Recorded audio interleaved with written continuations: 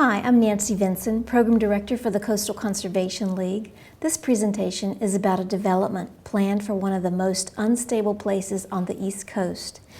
It's at the end of Kiawah Island next to Captain Sam's Inlet on a highly mobile spit of sand, a hazardous place for homes, but a haven for wildlife, including threatened and endangered species.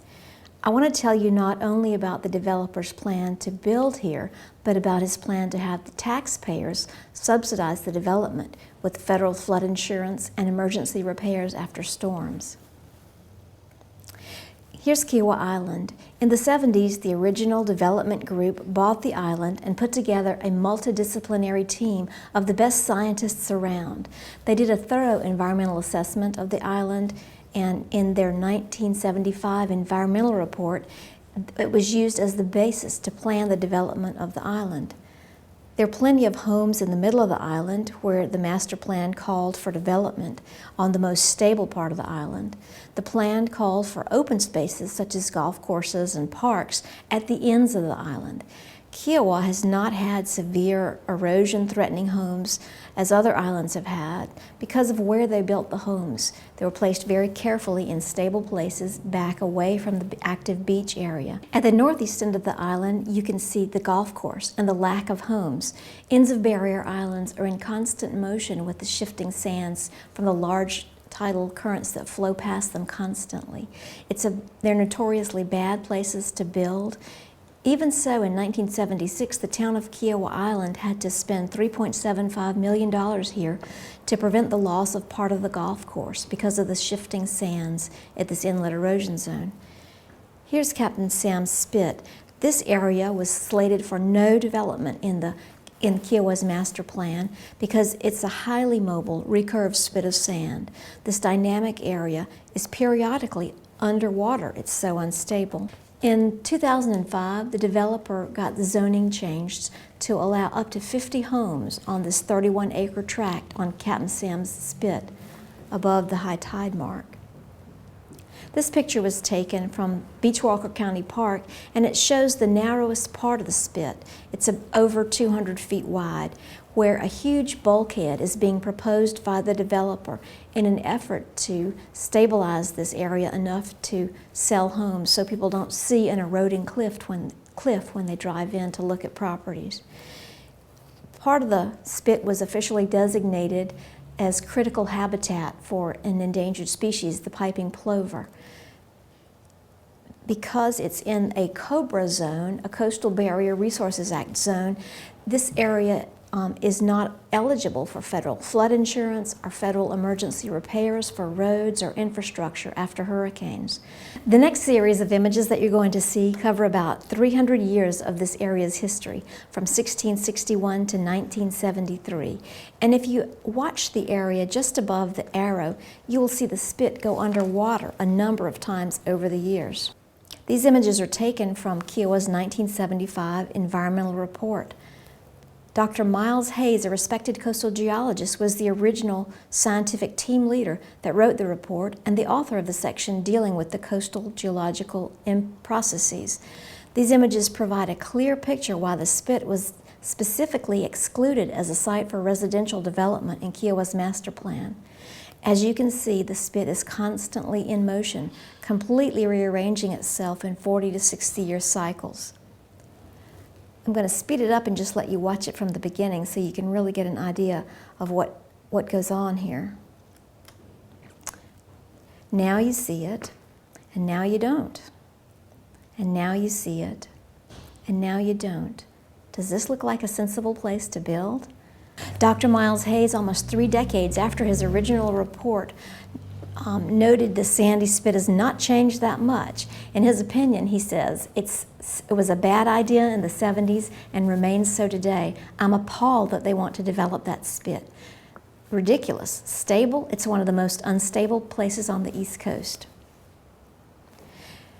In 2005, when the Kiawah developer sought rezoning for this area to allow up to 50 homes, I found out that he was attempting to have Congress change the law to remove the spit from the Coastal Barrier Resources system so that homes could receive taxpayer subsidized federal funding for flood insurance, for emergency repairs after storms, and I alerted the press.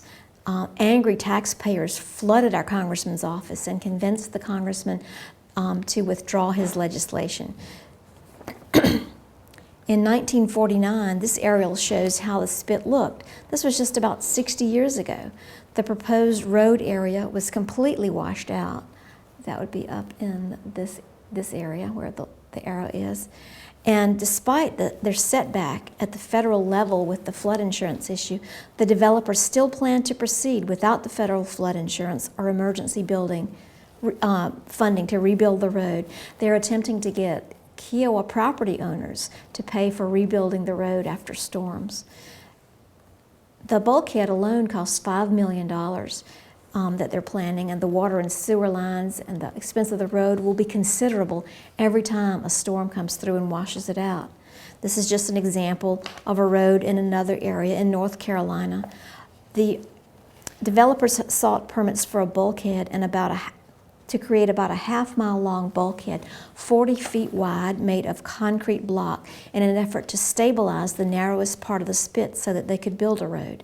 Without federal subsidies, homeowners on the spit will pay a lot more for insurance, and all the Kiawah property owners will be paying for maintaining and replacing the road, the sewer lines, the bulkhead after storms that might damage them. This North Carolina photo illustrates what can happen to a road across a narrow finger of land in a storm. It's been replaced and repaired many times after damages from hurricanes and erosion.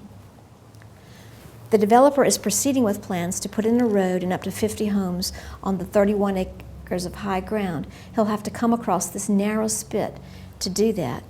It's one thing to try and stop erosion to protect the existing homes, but quite another to try to put houses on such a highly erosional area that you first need to install a $5 million bulkhead in an effort to stabilize it.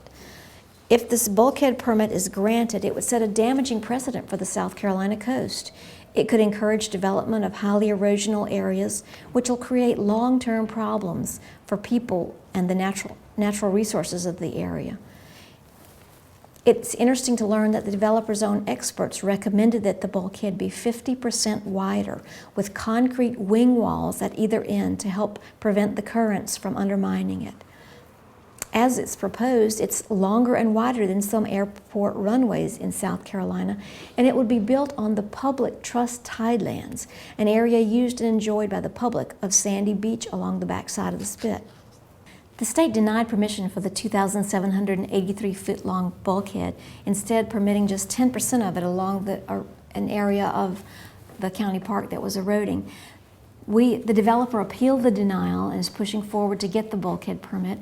We intervened, and it's in the court system now. The state permits are the only remaining hurdle for this project, and it's the first major case for the young new attorney at the state's coastal management agency. Things were not going well for the developer with the half-mile-long concrete bulkhead, so he applied for a second permit. This one is smaller, 340 feet long, a metal sheet pile bulkhead. What happens to homes perched on a narrow spit of sand between the river and the beach when a big hurricane comes? Parts of them would go into the marsh and the river behind the spit with no funds available to clean them up, so there could be lingering impacts to the marsh and the river as the result of permitting a bulkhead and development here. You can see the narrow area most likely to be breached by the storm surge. What happens during a storm is that the storm surge often builds up behind the barrier islands in the marshes, and then when the hurricane passes, it comes rushing out, and it would breach the spit from behind. Coastal geologists continue to say that it's not if a hurricane blows out the spit again, but when. There is unrefuted expert testimony during the permit appeal that the proposed concrete bulkhead would not protect the spit at all during a hurricane.